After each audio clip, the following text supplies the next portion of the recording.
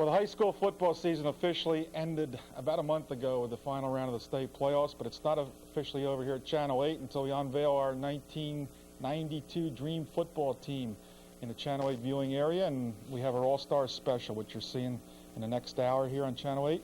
And I'm Ken Turp. I'll be hosting the show. Our All-Star football team selected every year after the 8th weekend of the season, the top 35 players from the viewing area. And we won't have all 35 players here tonight, but we've selected the top seniors from the teams that we felt were the 3 top teams in the area. And that'll be Lacey Township, Monsignor Donovan, and Toms River High School East. And we'll be talking to some of these players. We're going to have some action footage for you to see tonight of these players in action. And some of the big games of the year that we saw on Channel 8 we'll be talking about as we go on.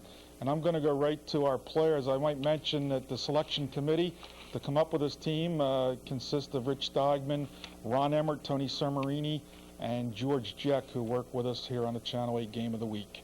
And we're going to go right to the first 2 players in the studio here tonight. We have from Toms River High School East, a repeater from last year, Vinny DeRome, defensive end, 6'2", 220. And Vinny, of course, was quite a performer. I would consider him one of the 3 top players on the East squad for Coach Kenny Snyder. And Vinny went both ways. We named him defensive end. You're going to see some shots here of Vinny with a circle around him there, defensive end in the black shirt. And that's in the mud against Toms River South, recovering a fumble. And, of course, that game was the night the lights went out. We'll be talking about that unusual game we had this year. And we're also going to see him make a couple more plays here. Here he is in the white against Brick Township. And he's going to hit Mr. Datata and make the stop there. Number 63 is Vinny. And, of course, Ken Snyder's team, 2 points away from a perfect season this year. And this is again against Chris Pagano and Toms River High School South. Always nice to get a sack. And we got some stats on Vinny, some of the highlights: 12 tackles for losses, 7.5 sacks, recovered 2 fumbles. We got a lot of stats, but we couldn't put them all up, but some of the highlights on Vinny DeRome this year. And, of course, we got his running mate on the Channel 8 All-Star football team. Again, a repeater, Brian Giamo. We named him offensive guard. He played both ways, but we thought his blocking, I thought he was the best blocking offensive lineman I saw all year. And 248-pounder, and here he is in action on defense this time against Toms River South, hitting Mr. Griner, Phil Griner. And he pulled a lot, did a lot of trap blocking for Ken Snyder. And again, he played both ways and was on the field most of the time. Didn't get much of a rest this year. Again, watch Giammo. This time he's blocking for Posque. And, of course, Mike Posque, one of our Channel 8 All-Star running backs. And here he is on the sideline. There's some stats on Vinny. And Vinny, Brian was named first team All-State in New Jersey. Quite an honor in the Associated Press. And some of his other honors are there for you. All-County for his 2nd year. And just did a super job. And big future for both these guys as they go on to college football after this season's over. We're going to talk to Vinny. Here you see Brian as he sits here in the studio. Guys, let's talk about the season. I don't know if you want to talk about the Brick game. Let's talk about the end of the season, Toms River North. I know Brian wants to talk about the North game. Brian? Well, you know, like I said, it was just a thrilling win for me. We had a little bit of, controversy at the end of my junior year with the whole thing. I think I was blown out of proportion, maybe, a little bit too much. But it's always nice to get a win against a crosstown rival, and to finally beat Toms River North after that stretch of not beating them. I was ecstatic at the end of the game. It kind of made up for a lot of things that happened. There's the Brick game during the season, and then getting bumped out of the playoffs by .25 power points. It kind of made up for things like that. And I was glad to see our seniors go out like that. Built a little tradition for next year's team. to come back and build upon. It just did a lot of nice things, and I was pretty happy about that. Brian, you're referring to your junior year. North was going to the playoffs. They wanted to reschedule Thanksgiving game on a Friday night, I believe, and so they could go scout their opponent on Saturday. You guys wanted to play it on Saturday because you had a bonfire Friday night. Mm-hmm. They didn't even shake hands with you after the game. After they won, they took off, and that was the controversy, right? Yes, that's what I'm talking about. I kind of was upset about that, and no apologies were ever made. It wasn't a good thing for football. It wasn't a good thing for the game. I'm the type of person, I'm going to give 100% when I go out on the field, and when the game's done, the game's done. No regrets, no alibis. You just, shake hands, and that's the way it was. You had 48 minutes to do the best you could, and if you couldn't do it during those 48 minutes, then, the better team prevails. Right. Now, Vinny, Brick Township, that game cost you a perfect season. You lost 14-12. 2 points, you would have been undefeated. Obviously, you would have been in the playoffs, yes, and you could have been state champs. We were talking about before the game, I thought you matched up better against Washington Township than Brick did in that championship game, South Jersey Group 4, because you were a big, strong team like Washington Township. You want to comment on that?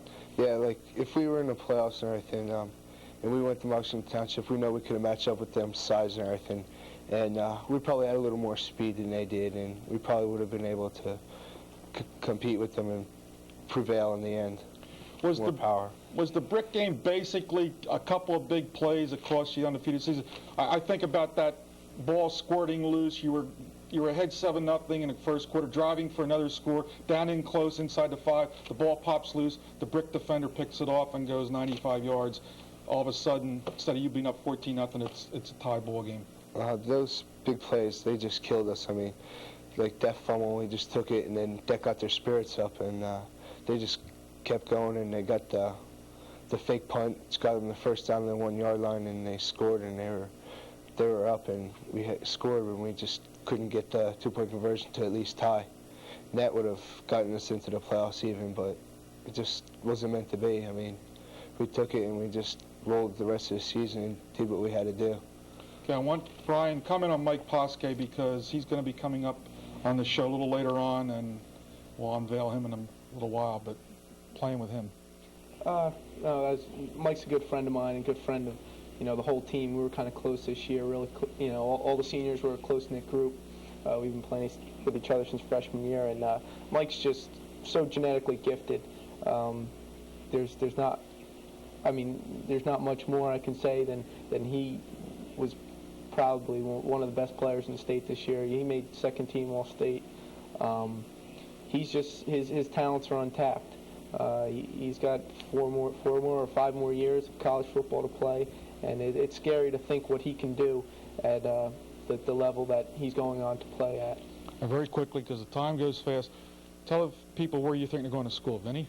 I'm not sure yet. I'm looking at Division 2s and 3s, and a couple of the top schools I've been looking at: American International and Lycoming and Randolph-Macon, and even Monmouth also. And how about a new football program? Yes. Brian? Well, I visited Villanova, Delaware. I'm flying into Northeastern this weekend, then I'm flying to William & Mary next week, and my last visit will be UConn. So I have my 5 visits pretty much used up. Mike is also in the hunt with those schools. He took visits to Delaware and Villanova with me. So okay. It'd be nice if we could play together. Brian's one of the top students at Tom Zarice. He has a chance to even go Ivy League, so that's pretty good. Guys, the time goes fast. We've got to move on, but I congratulate you guys, East, on a super year. Even though you lost to Brick, it was a great season, 8-1. You and Coach Snyder and the gang did a great job. Thanks, Vinny, and thanks, Brian. Thank you very much. Okay. Yeah, thanks a lot. Vinny Jerome and Brian Giammo at Tom Zarice, and we'll come back in a moment. And we're going to take a look at Monsignor Donovan. They had a super year. Be back in a moment.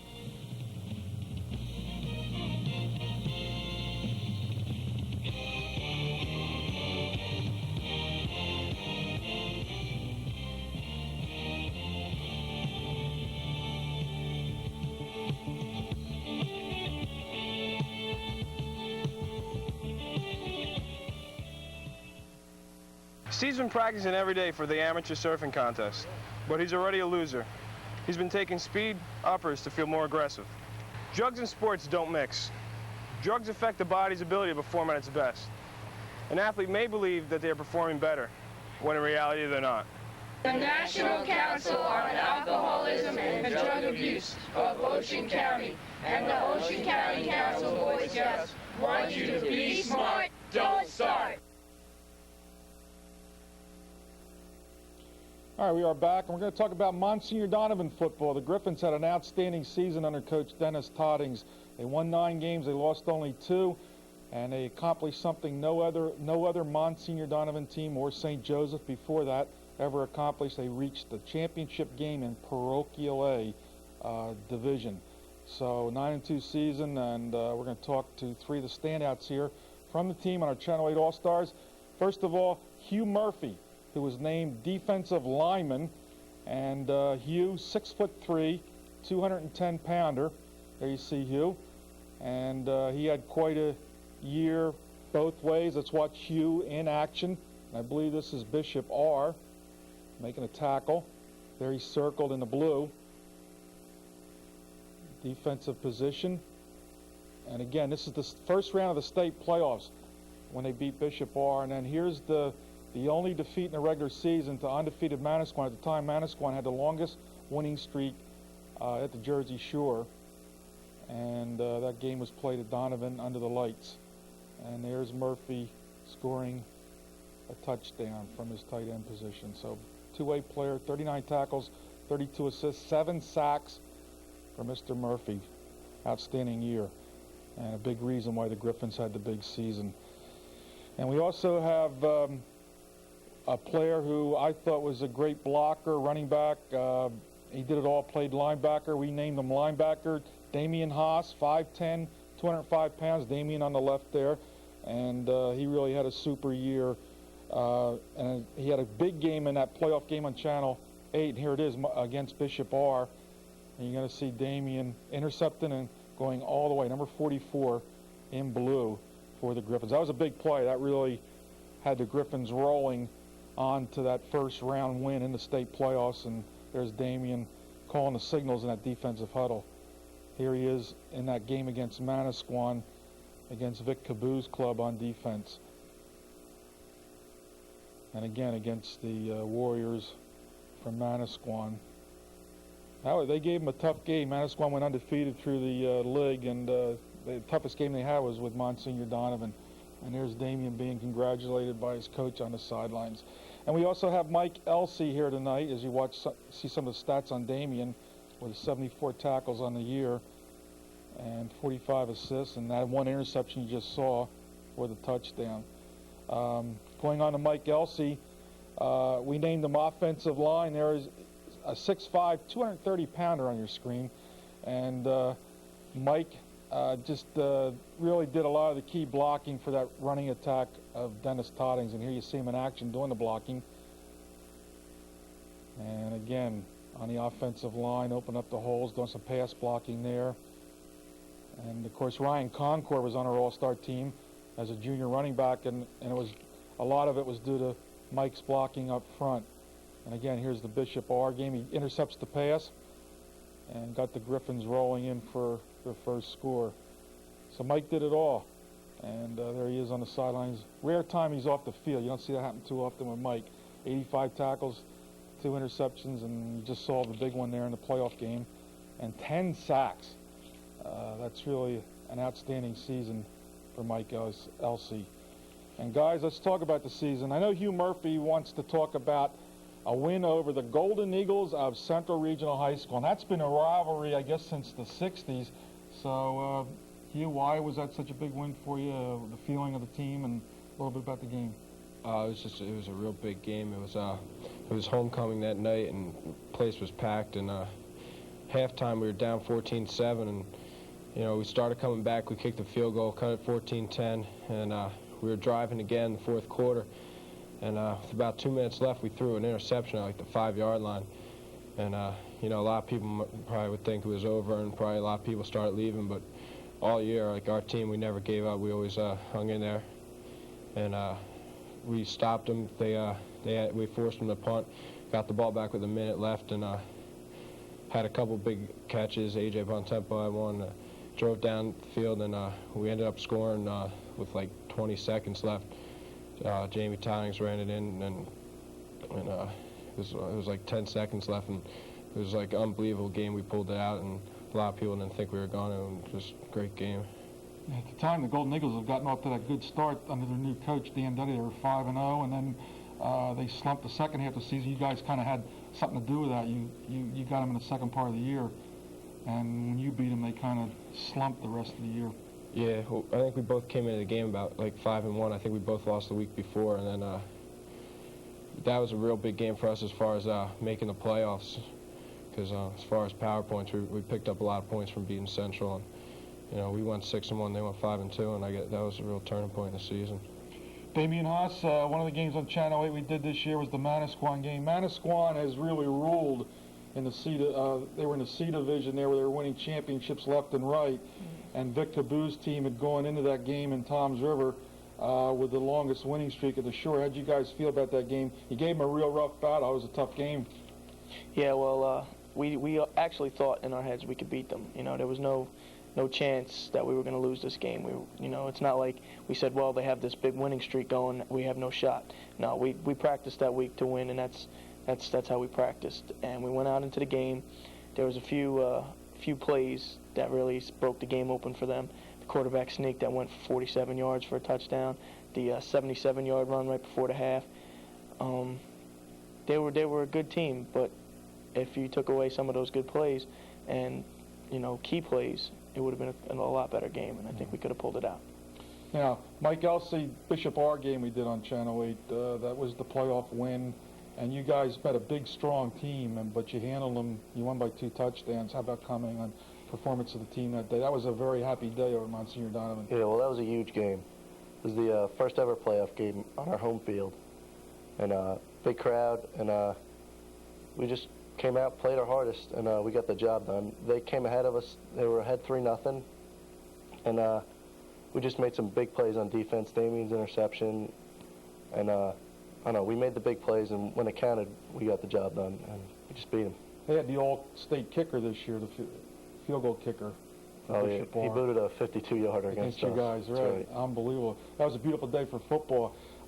You guys, of course, you made real history for Donovan this year. Now you got to go on. Your seniors. What's your thoughts, Hugh? What are you going to do next year? I'm looking at a lot of Division III schools, and I plan on playing football, and I want to get into a real good school. So I guess we'll see what happens. How about you, Damien? Same thing, looking at Division III, one Division II school, but I think I'm going to stick with Division III because you get to play longer. Maybe start as a sophomore or a freshman rather than a junior. Smart move. Yeah, so I'm probably going to stick with Division III, play football, get a good education, and see what happens after that. Would you consider Monmouth? Would I consider Monmouth? Not really, because it's too close to home. Okay.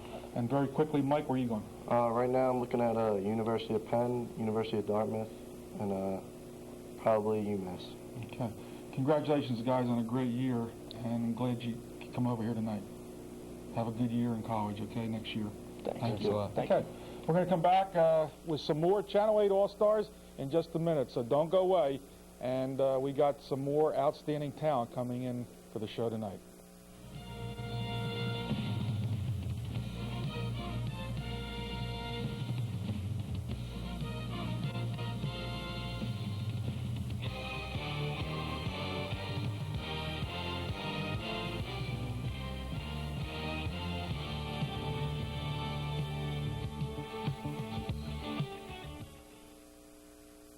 Wallach Sport and Leisure, a quarter-mile west of Community Medical Center, salutes Ocean County's high school athletes. For varsity jackets, school sweats, and caps, Wallach serving the school community since 1953. Your parents probably bought their first gym suit from Wallach's. Come in for Russell sweats, Woolrich chamois, or plaid flannel shirts, sporting equipment, athletic shoes, and more. Work clothes by Dickie and Redcap, Carhartt too. Timberland, Carolina, and Herman boots, custom printed t-shirts, and school jackets embroidered. And yes, Wallach Sport and Leisure still sells those gym suits. Lou Versil's Lacey lines keep rolling on every year, and they have quite a program down in Lenoka Harbor. And a lot of people said this year things will be different in Class B South with Toms River South moving down from the A Division, but it wasn't. Same thing. Lacey wins the B Division, 5th straight year. They beat South, and they go on an undefeated season in a regular campaign through B Division play. And we've got 3 outstanding players here on our Channel 8 All-Star team from this outstanding Lacey team. Team of no names that just played together as a team and really did the job. Tom Nolan was named as a linebacker. We always have great linebackers year after year. I think it's, I don't know if it's because a lot of teams play the 4 defense, but we never have a problem filling the linebackers. Tommy, you want to comment on any of this? You're in action on defense in white there. Or this is blue, your home game, 47. There you are in white. Yeah, and in the huddle a lot of times, you know, I try to get the guys going because I don't know where all this energy comes from, and I just kind of like release it, you know, not only talking but on the field as well. 55 tackles, and you got some sacks there and a couple interceptions. You like interceptions or sacks or tackles? I like the sacks. You like getting to the quarterback? Better than the interceptions because you like get to release all your like anger and your frustration out on the quarterback. He likes taking it out on the quarterbacks, poor quarterbacks. Okay, here's Tom. Brian Elias, great running back. We named him at safety. Lacey had 2 great running backs, and they alternated. Here's Brian. Brian, you want to jump in there? 5'10", 70-pounder. Number 21. Yeah. You're playing defense here, and there's a hit. Yeah. Didn't seem to hold on to that one. Yeah, he really just couldn't hold on to that one because I laid wood on him. You'd rather hit than be hit? Yeah, well, hitting people's a lot of fun, you know. Laying wood is good. Pine Lands? Yeah, I like to stuff people. Villa was a big game. Manchester? Yeah. Manchester. Good hit there. Just let him know. From a safety position, 33 tackles, 3 interceptions, 3 deflections. Which do you like?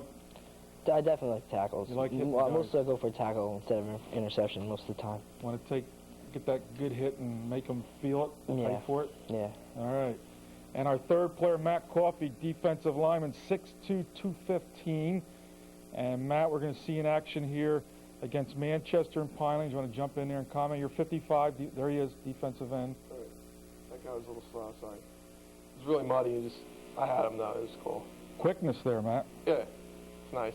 And that's somebody coughed that up. I was just shooting in. Ball just rolled underneath my arms. Right. I stood up with the ball. It's kind of easy.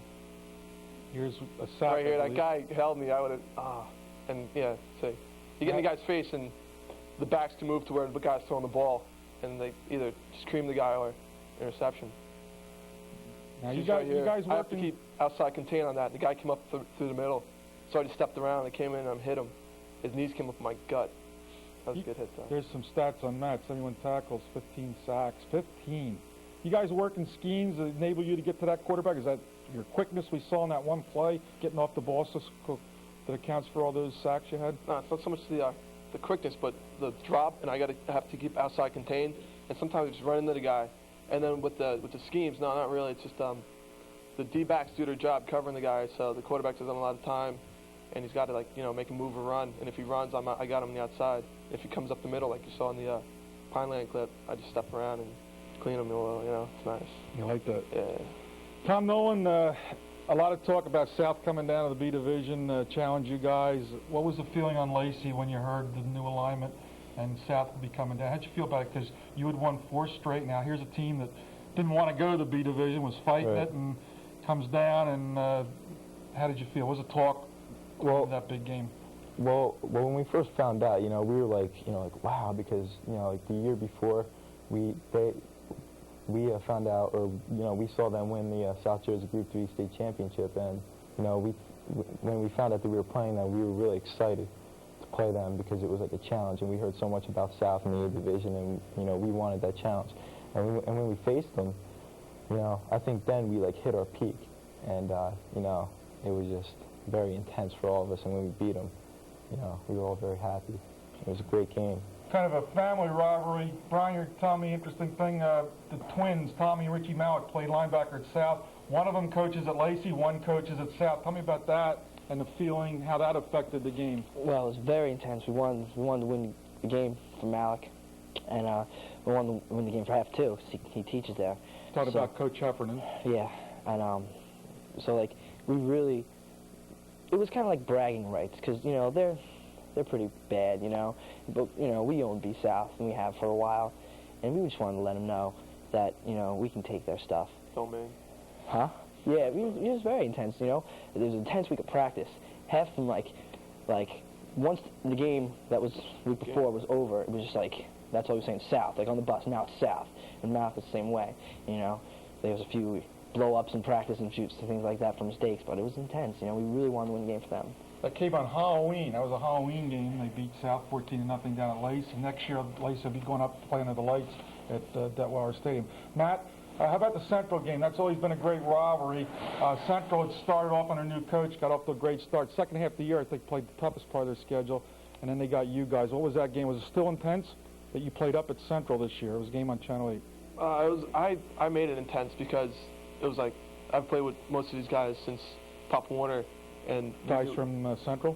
No, with from my you guys are all together. Yeah, and like we've played them and we've beaten them. You know, it's never really been a close game. And I knew going into this game it was going to be good. You know, because they had some talent. They could run the ball and they were fast. But it was more like a control. You know, or we already had like a little bit of control going into the game, and we knew that they'd played some good games, but they were, you know, they hadn't played anybody like us. So, and then we went into that, and then I talked to him before the game, and we got a little, intensity going between us because we knew it would be our last games. And then, as it turned out, he got hurt in the end of the half. So, you know, I just did a little bit for Brian. You know, get a little bit going, more intensity. And it was in the second half that I pulled out my sack and did some good things. You know, made out a lot of pressures. You know, it was in the Central game. It was always I was getting there just like a second late, and but then I just ran past him because I was going to keep the outside, and he stopped. So I just grabbed onto his hip and just pulled him down. And it was a good game though, because like I dedicated to him. And the last game I dedicated to Brian was Brick Memorial, my junior year. The team dedicated it, and we lost. So I decided to dedicate a game to him that we'd win. Brian, how's the knee? People may not realize you missed all of your junior year. You tore your knee up pretty bad. Reconstructive surgery. How's it? Oh, it's better. You weren't not 100% no, this year, it's definitely not 100%, but it's better, you know. I used it. It worked. What are you going to say, you know? I did as best as I could with what I had, you know. I wasn't as strong as I wished I could have been, but, I mean, like, I did better than what the doctor said I was going to be able to do. You gained strength really fast. He was a great player, and sometimes we're unfair. We compare him. We have brother acts. You say, this is Keith Elias' brother, but Brian was a great athlete in his own right. He's got a younger brother coming up, too. So we want to congratulate you guys. Thanks for coming. The time goes quickly, but congratulations on a great year, guys. Thanks a lot. Okay, Lacey Township football. And we're coming back with more. We got some big awards coming up. Don't go away.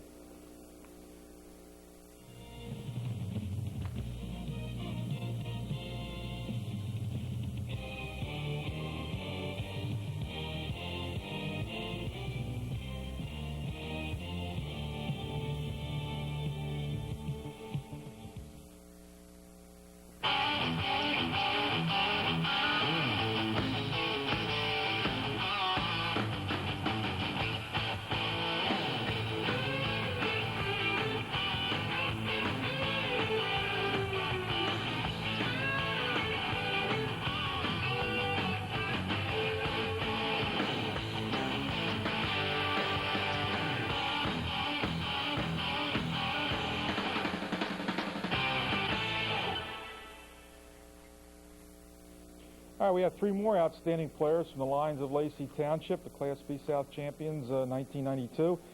We have Dave Lobdell, who was named to our team offensive lineman, 6 foot, 230 pounds. And Dave, you want to jump in there? Right there is a waggle, and I was just trying to kick out, trying to keep Ricky free. Can I give you your number? 60. All right, number 60 in blue. Here he is in white. There I am, right there. Straight ahead drive blocking. Just discussing with the referee right there. We had a little personal foul on one of our players and trying to clear things up. Now, you were the captain? Yeah, one of the captains. We had all our seniors were really captains. We were all leaders. 2-year starter, anchored the offensive line, and had quite a year to lead that running attack of Sasawa and Elias, alternating at the tailback position. And Here you see close-up of our player, Dave Lobdell. And we got John Cohen here tonight, a 5'10", 170-pounder, wide receiver. And he also returns kicks. Brought one all the way back in the state playoff game. You want to comment about your action here, John? Here you are, 82. Manchester game. That was part of a play. We used to run it both ways. One was a longer pass, one was a shorter pass. This was a reverse. I ran the reverse a couple times this season. You like carrying the ball like that? Yeah, I liked it a lot. And, of course, John, you like those kickoff returns when you Yeah, it gives me return for more of a chance to handle the ball. This was the play. It's a diversion of the other play. It was a longer pass, and worked against most of the teams we played against. You see John's all over the field, and here's some stats: 18 receptions, 334 yards, and 5 touchdowns. You get a lot of mileage out of those receptions, John. Yeah. And we'll talk in a moment about the Ocean City game in the state playoffs. John had a big day there. And our next player is the quarterback from Lacey, Rich Barglowski, 2-year starter quarterback. We named him as the punter. We wanted a player on there that could also punt the ball. As I said earlier, we thought when we picked this team, we want a team with the thought in mind, we're going to play a football game. And Rich could also be one of our quarterbacks with Alex Zarrola of Tom's River East. Rich, there's one of your punts. Yeah, I was trying to get it inside the 20.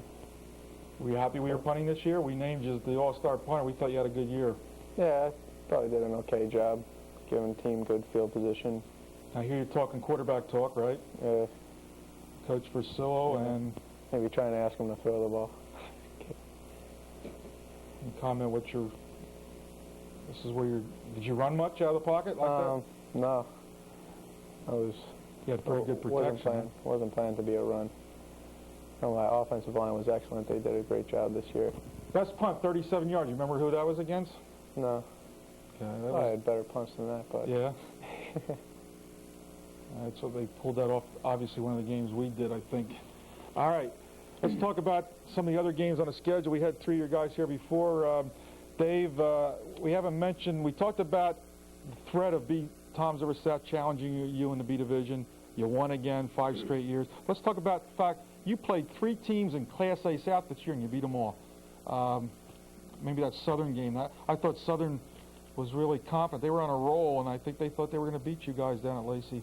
We knew it was going to be a tough game. All the A South games are always tough. It's hard for like the B South. You know, everybody always says the A South is better, and you know, we went in. We wanted to play hard. We wanted to play like the best teams possible, so we could prove that we were a good team as well. And all the A South teams we played were excellent teams. And Southern was a really good team, but I just think it was our day right there. Okay. I know John Cohen wanted to talk about the Ocean City game because he turned the game around. John, explain the situation, what part of the game, and you took a kickoff return. I think they had just scored, hadn't they? Yeah, they scored. First round of the playoffs. It was the first round of the South Jersey Group 3 playoffs. They scored right before the half. And then what was the score then? It was then 7-0. And then they kicked off again, and that was when I returned it. But I've watched the films a lot, and I had a decent run, but the thing was I had some incredible blocking on that play. Coach Rosillo all year paid a lot of attention to our special teams, and he took everything into detail. He set up kind of a special kickoff return, I think that he got from a college coach, and you know, we practiced it all year, and it really paid off when we needed it. That game we played really good defense that game. They're from a league. Not too many people hear about that league. It's like the Atlantic Coast Football League down in South Jersey, and they play some really good football up there. They came up here really ready for a game. It was really close to the end, and it was one of the first games where we were losing. We hadn't been losing too many games up to that point. So it was, you know, we kind of had to play that close game, and then we won it in the end. John, how long was the return? I think it was 82 yards. 82 yards. And didn't you have a big play on defense where they went for 2 at the end of the game, and you saved, you and somebody else broke the play up to save the game? You won by 1 point, right? Yeah, it wasn't so much me. They went for the 2-point conversion at the end of the game, and Dave rocked the kid, really rocked the kid. I finished him off. It saved him. It really looked like he was getting into the end zone, and then Dave and I hit him like out of nowhere, and they that stopped their drive. Rich Barglowski, you succeeded Garrett Gardy as the quarterback at Lacey. Did you learn a lot your sophomore year being behind Garrett? Yeah, definitely. Garrett was an excellent quarterback, and just watching an athlete like that, just like week in and week out, just like develops you just from like learning like all the footwork and all the quarterbacking, like reading defenses. So I was a good attribute to have Garrett in front of me. Rich did a super job for 2 years running Lou's offense down at Lacey. Rich, I wanted to ask one of you guys a comment on Coach Versilla. What makes the program so successful? Why is he such a successful coach? You drew the straw. You have to put that in your own words.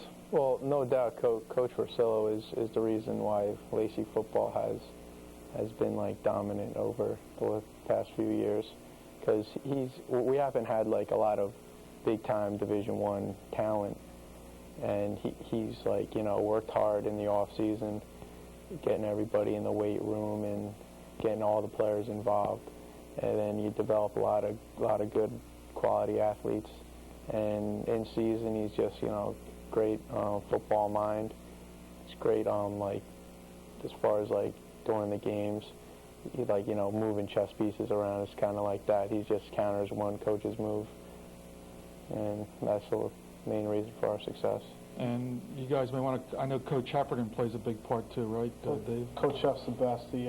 He prepares our defense incredibly. He breaks down the other team's offense. Like, I mean, we know what they're running like as much as they know, and there's not enough I can say about him and the whole staff at Lacey. Coach Stratton, that line coach, was an incredible job this year again. Okay. Guys, the time really goes quick. We got to move on to our Player of the Year segment. I want to congratulate you guys on another super successful season at Lacey, 10-1 on the year, quite a season, and wish you guys the best of luck in your future. Rich, congratulations, and John and Dave, thank you. Okay. Thank you. We're coming back with the big awards in just a moment, so don't go away. We got Player of the Year and Coach of the Year, and some super people coming up.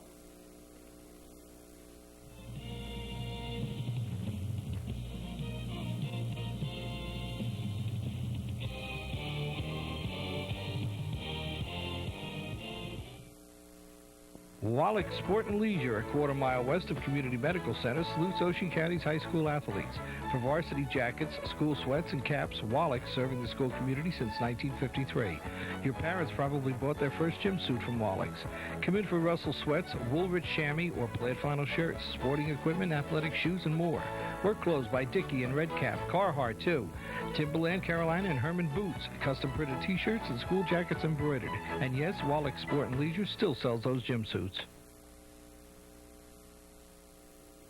Every year we take one player out of our 35-man squad and designate him as the Player of the Year in the Channel 8 viewing area. And we feel it's quite an honor for that player to be selected from all these great players, some of them that you met tonight here on the All-Star Special. This year it goes to Mike Posque of the Raiders of Toms River High School East.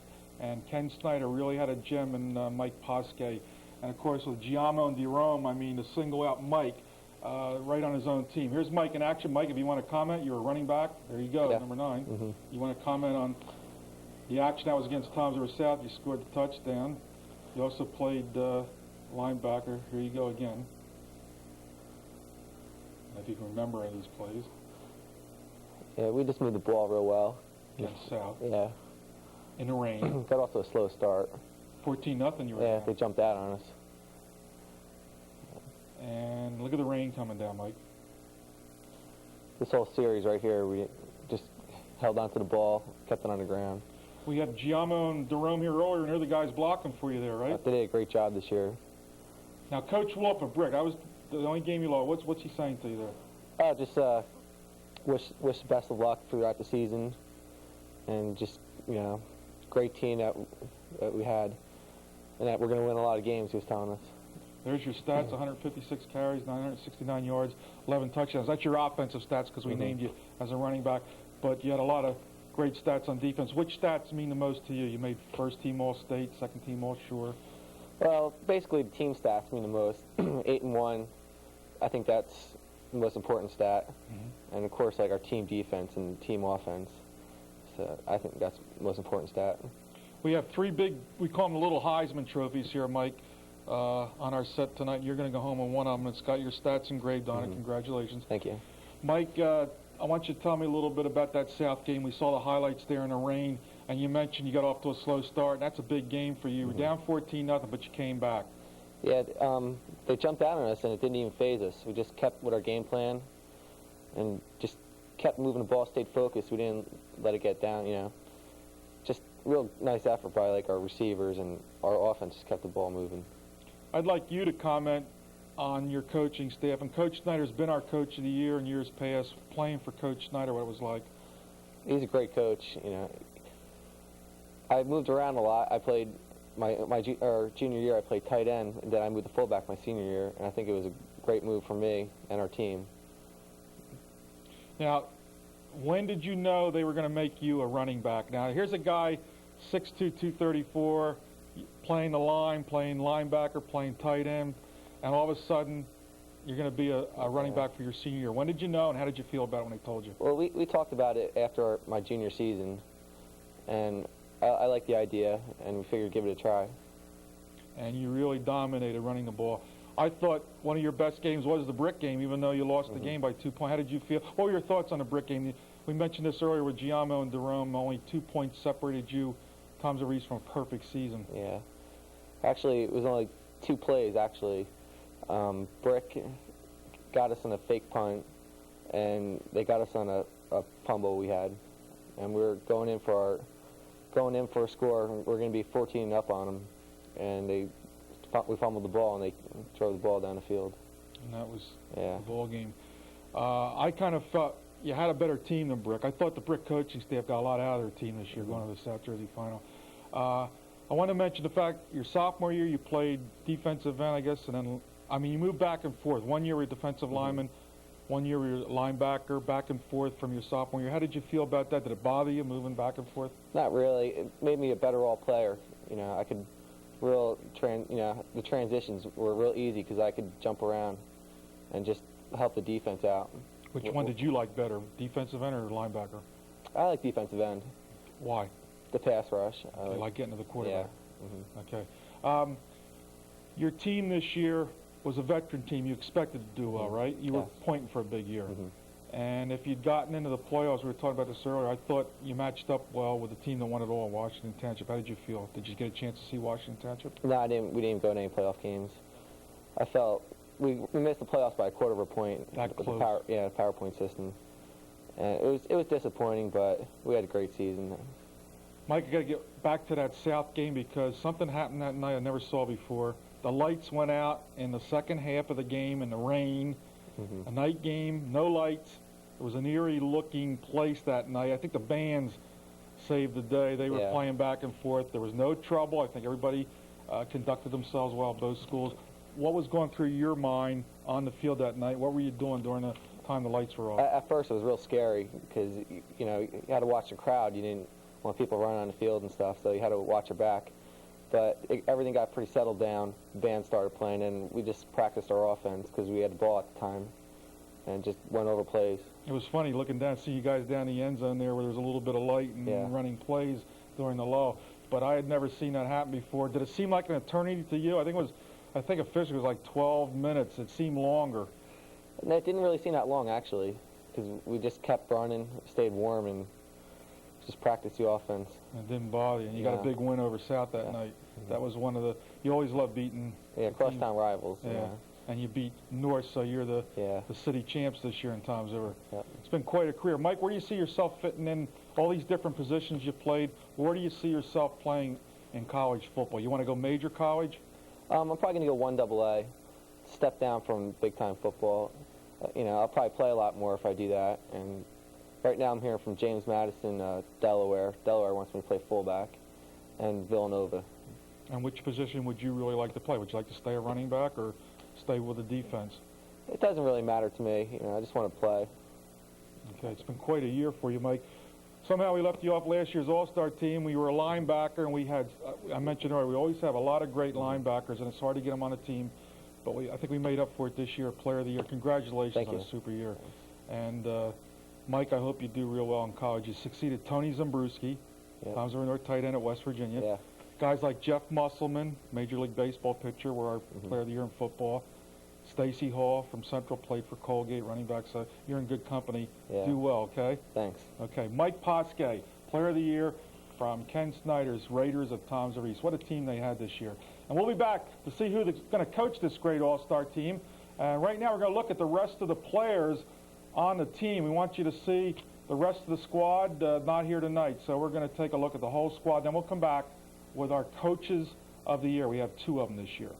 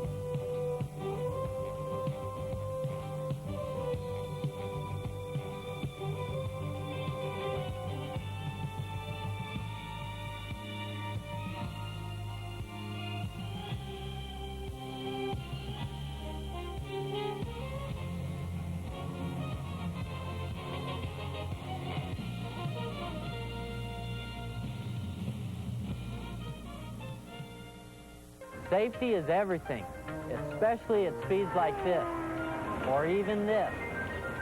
3 out of 4 traffic accidents actually happen under 40 miles per hour and within 25 miles of your own home. Hi, I'm Al Unser Jr., here to remind you that virtually every traffic safety report points to the fact that wearing safety belts helps save lives. Someday they may save yours. It pays to buckle up. Well, when you get all this talent together for a game, you got to have qualified coaches to coach the team, and that's where our Coach of the Year comes in. And 2 of those mini Heisman trophies on a set tonight are going to go to these 2 gentlemen. We have Dennis Toddings here tonight. Monsignor Donovan High School, the Griffins really did it all this year. They accomplished the first. They reached the Parochial A state championship game.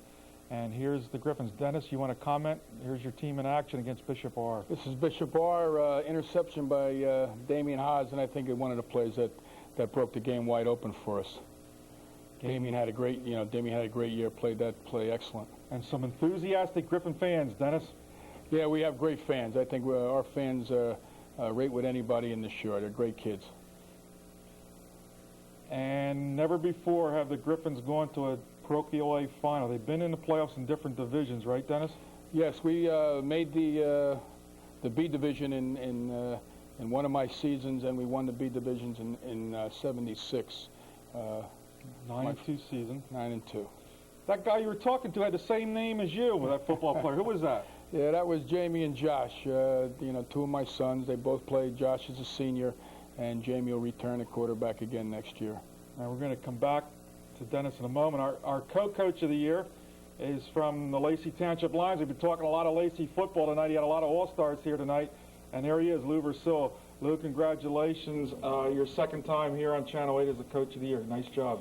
Thank you very much. It certainly is a pleasure to be here and an honor. And, of course, I wouldn't be here without the great efforts of the athletes and of all the coaches. Well, there's your championship banners, and here's your team. You want to comment, Lou? Here you are in action in the blue. Well, it's always nice to score a touchdown. That's Gary Sasala going in there for the score against Manchester. And he's coming back next year. Yeah, he rushed for about 1,000 yards this year. He's a fine junior prospect. Nice to have two great tailbacks, Elias. Well, of course it is. Now here you're talking to what do you talk about after the game, like in a situation like that? Well, we basically talk about the accomplishments of the day, and we congratulate the youngsters and just look to the next week. Okay, there's Lou's career record, and 10-1 this year. The only loss came in that championship game to Egg Harbor Township. And Dennis, I think we wanted to correct. We had a correction. Your career record now, Dennis? The 56, 37, and 3. Okay. Now you had a previous tenure at Mondon, and then you came back. Was it last year or year before? Last year. Okay. Last year. And when your son went down with the injury at the beginning of the year, you had your veteran 3-year starter, Josh Toddings, great. You had him at receiver when he did come back off the injury, but he was a great all-around player. Did you really think after you lost him with a broken collarbone you're going to have the season you had? Well, it really hurt us. We moved him to tailback. This was his fourth consecutive year as a starter. He started as a freshman. But we lost Josh, and people don't realize we also lost A.J. Bontempo. And both of those were half of our secondary and probably 90% of our passing attack. So right then and there, we thought both boys were lost in the scrimmages, and we thought we were in trouble. We talked about other games. We didn't talk much about the final game. You lost the Holy Cross in the championship game of the parochial A. A lot of people consider them the best team in the state. They were undefeated. You gave them a heck of a game, and there was a little controversy at the end of the game. I think maybe they from what I had read in the paper, maybe they were trying to get some more points at the end of the game because they thought they were going to beat you. Yes, I think so. It was a great game up until there was 9 seconds left in the third quarter, and the score is 14-7. And they put 2 in, 1 on a broken play. Quarterback did a nice job. And all of a sudden, we started putting some younger kids about, 5-6 minutes left in the game, and it was 27-7. And the game was over. And they started airing the ball out, and they were trying to score again. And it kind of upset me a little bit. Both teams play hard. The game was over. There was no need to, rub our noses in it. And we were a little upset, and I expressed my concern at the end of the game. The kids wanted to talk about the win over Central. What was your most satisfying win this year? Geez, I guess Central. It was just a great comeback. As we do, we drove the ball down the field. We were about down by a couple of points, and we threw an interception with about a minute or so to go, and I said, the game's over. That's it. We're out of the States. We're out of everything, because in our particular division, we need to almost be undefeated every year because of the strength of our schedule. And we came back. We held them. We ran a little bootleg. Jamie went in, and it was just a great thrill. The fans running on the field. It was a great victory for the kids. Now, Lou, we talked with your kids about you won your 5th straight B Division championship, the challenge of Toms River South, a perennial strong team in A Division, moving into your division this year. You took the challenge. You won 14-0. You won the division again.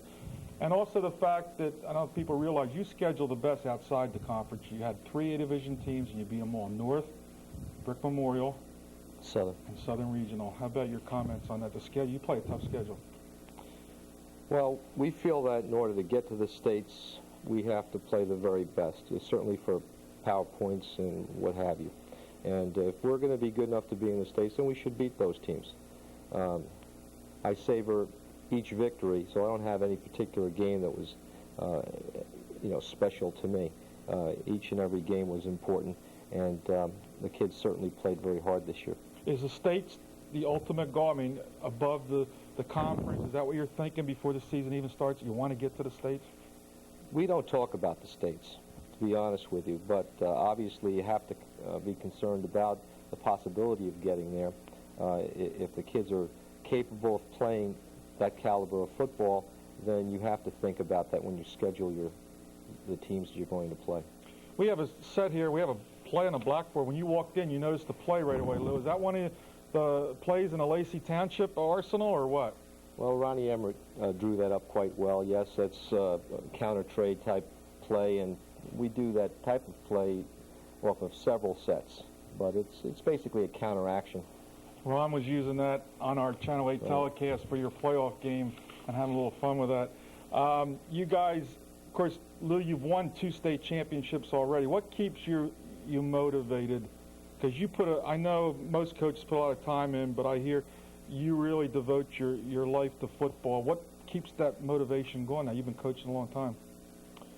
Well, I really believe in football being a great part of the education process for a youngster, and if a kid's willing to dedicate his time to becoming a better person and a better athlete, he can really gain some benefits by playing in a game of football. But there's a lot of work involved, and certainly if you're going to play, you should try to reap the rewards of possibly being victorious.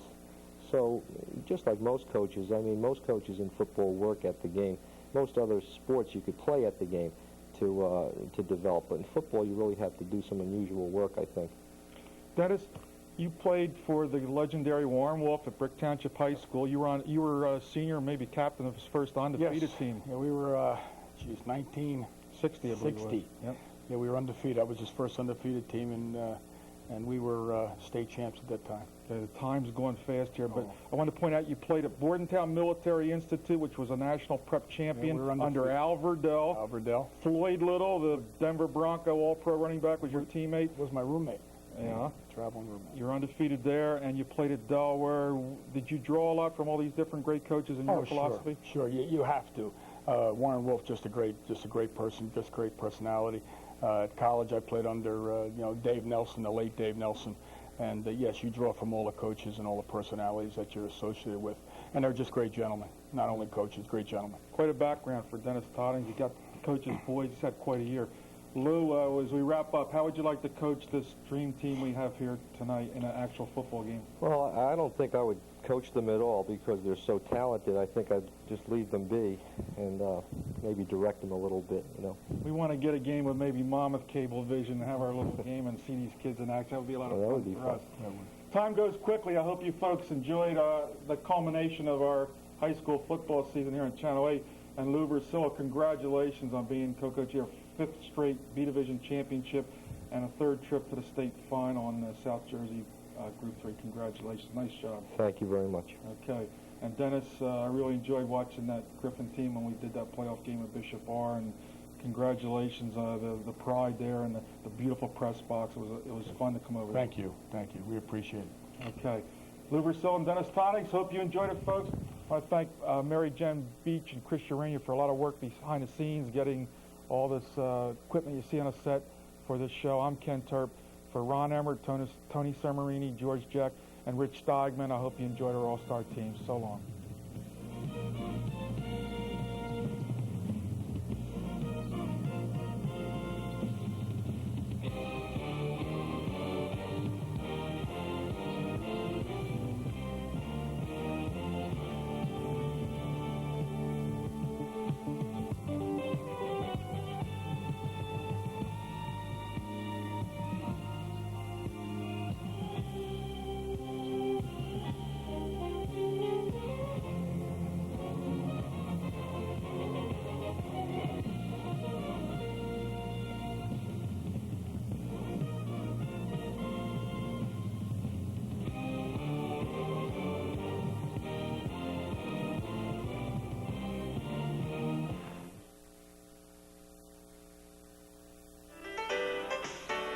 This is Adelphia Cable Communications Channel 8. Let's Go Racing is next.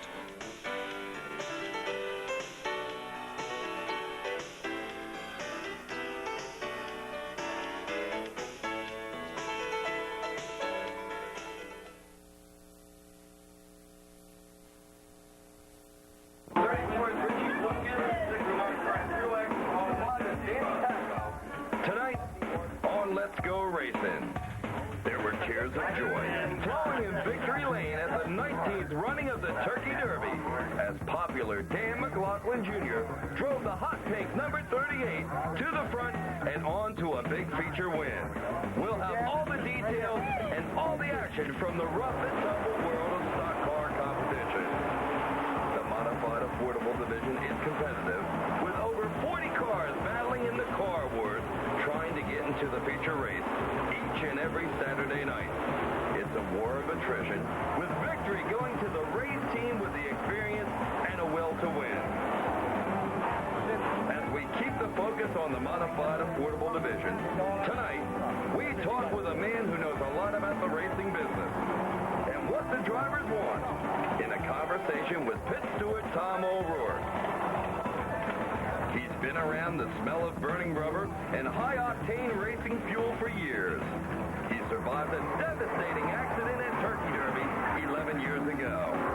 He says, I'm back, and I'm ready to rumble around the high banks at Wall Stadium. Tonight, on Let's Go Racing, we'll profile the legendary Vinnie Green. It's a program filled with the thrills and the chills of motorsports competition. I'm Jeff Gravatt. Thanks for tuning in to Let's Go Racing. We've got lots of great Turkey Derby action coming up, so stay tuned.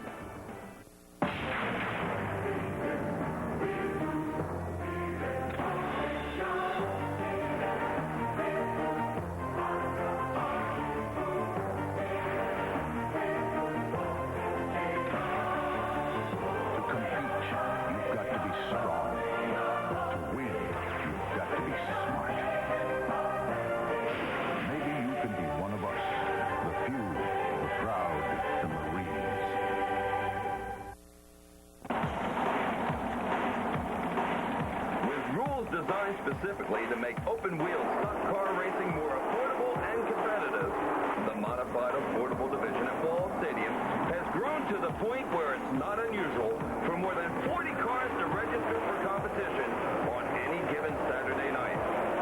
What's in store for the modified affordable division in 1993? Some new regulations will be adopted in hopes of making the class even more affordable and competitive than ever. Years ago, the modified affordable division came into being as an inexpensive way for drivers to race a modified type car. A man who had a lot of influence in the modified affordable division is Chief Pit Steward Tom O'Rourke. Over the years, he's looked at the rules, looked at the cars, and Tom, I understand there may be some changes for 1993. What have you been looking at? What changes might come into being? Well, Jeff, we looked at a couple of things that might help the fellas to save a little money as far as engine rebuild and blowing engines out on a racetrack, which could cost them a lot of money.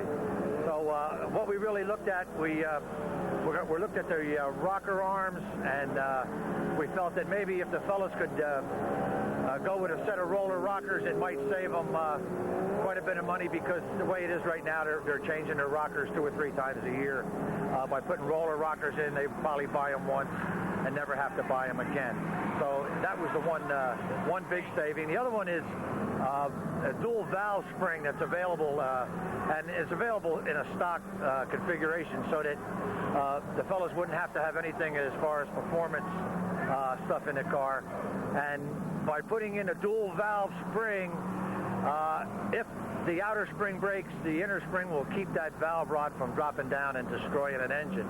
So right away, those 2 things that we did probably will save the MAD quite a bit of money next year in engines alone. And we're looking at the gear rule. We haven't decided which way we're going to go yet, but whatever we do, we'll do for the best of the competitors, to make sure that they don't have to spend any more money. And that's our main concern, is that we keep the cost of this division down, because we do have a nice field of cars. We have a real good division. It's real good racing. And the way to keep it that way, as far as we're concerned, is to keep the cost down. I always know one of your major thoughts in these rule changes are safety. Will these help or hinder safety at all?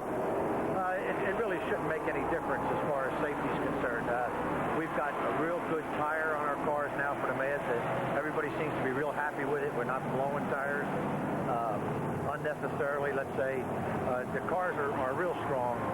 We're not having a real problem with safety. These engine things probably wouldn't have anything to do with safety, other than the fact that if a fella doesn't blow a motor, that means that we don't have that oil on our racetrack, which could, could cause a bad, serious wreck. So the less wrecks we have, the better off we're going to be.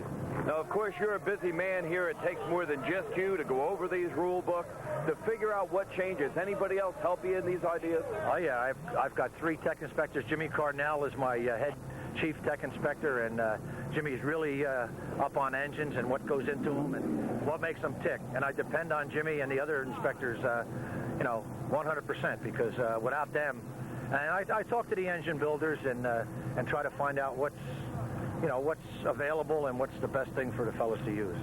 How about the other people, like you mentioned, Jimmy Cardinale and the other folks that help you with these rule changes? Are there others besides that? Well, we have a couple of engine builders. Barry Hulse used to be a tech inspector here who builds engines. He's been helping me out a little bit this year. I've talked to Jimmy Hagerman. I talked to McBetts, although McBetts is gone now, but, in the past. And, we took a poll of the drivers and the owners this year, and they all, not all of them, but a lot of them gave us letters with their suggestions as to what would be, acceptable to them as far as rule changes for next year. And so we did incorporate some of those things into the rules. We looked at it. Now, of course, the modified affordable division's been highly successful. You just mentioned talking with the drivers. Do you feel that's an important part of setting a rule for a successful division? Oh, yes. Talking to the drivers, talking to the owners. You see me around the pits. I try to get to all of them if I can, and as much as I can. Sometimes I'm too busy. Turkey Derby, I just don't have time. But, I do listen to them. I do talk to them. Jimmy does the same. He listens to them. And, sometimes if they come up with a suggestion that we feel is going to cost money, we just won't even bother. We just chase them away because we don't want any more money spent on these race cars. Now, of course, your work has really paid off. Fields of 30 and 40 modified affordable division cars at every event. And the competition is tremendous. Tough just to qualify for the feature. Do you see this helping or hindering the competition at all? Well, no, it helps because everybody's out here for the sport, and they like the competitiveness of the sport, and they want to go out there and they want to have fun. They want to race, and that's what it's all about. And when we can keep the rules to where everybody can afford to race, and it means more cars, more people are having fun, and we really, if we have to, we'll make rule changes so that everybody gets a chance to race. But if we have too many cars, we could never have too many. Let's put it that way. Because if we get enough cars, we'll split the division in half, and we'll do something to keep everybody racing so that everybody has a good time. All right, you're all in line, right?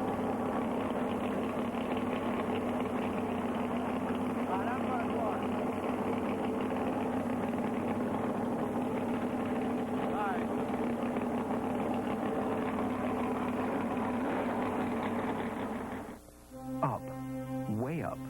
That's what's been happening to cable viewership. At the same time, guess what's happened to network viewership? And the majority of those lost network ratings have gone directly to cable.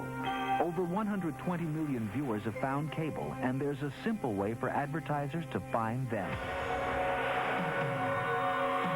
Plug into the power of cable. America is cable ready. One of the most famous drivers at Wall Stadium is Vinnie Green. He's been a standout on the speedway. He's also had an unfortunate Turkey Derby accident that he's famous for. He's back in competition after a long hiatus at the wheel of a modified affordable division car. Vinnie Green, thanks for coming on Let's Go Racing. We're kind of following up our discussion last November. Here you are back in racing. What got you back behind the wheel? Your interview. I've been planning on coming back for a long time. I was just waiting for the timing to become right, and it was time. It was the opportunity to go racing now. I wanted to do it before I got to 40, and this car was for sale, and it was a good deal, and I bought it, and I'm back. Well, the car does look familiar here from Wall Stadium. Tell us about the car. Whose was it? What kind of car is it? It's a 92 Troyer chassis. It was Donnie San Marco's former Asbury syrup car, number 15. The colors will be different next year. We're not sure what colors we're going to paint it yet. And we're going to redo the car over the wintertime, naturally, and make some small changes on it, and perhaps build another engine for it, and try to get the car a little quicker than it is now. Will you be sticking with the modified affordable division for 1993? category? I think we're going to be sticking with the modified affordable for next year at this point. I'd like to go up to modifieds again, but it looks as of right now we're going to be sticking with the modified affordable division for next season. How about sponsors on car number 78? You must have some good people helping you out. Right now I have MFA Marketing Incorporated. They're my major sponsor right now, and myself. And so far we're getting the job done, and I think we'll be able to get it done next year too, although we're always looking for new sponsors, always. Now, of course, there's a lot of work going on car 78 trying to get it to that perfect setup. Tell us about the guys who worked so hard on this race car. I have my old crew back, the guys that were with me 7 years ago. Chuck Selnick, George Berry, Eric Green, my cousin, which works with me at the shop full time. He's been with me like 13 years. I also have Timmy Barrett, former street stock driver. Kenny Green, my other cousin. Rusty McLaren. I have Stan Brzezinski, another good friend of mine. I have quite a bit of help.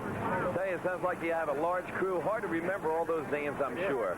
How about the difference between a modified and a modified affordable division car? You were a standout modified driver. You took some time off. You're back in the mad ranks.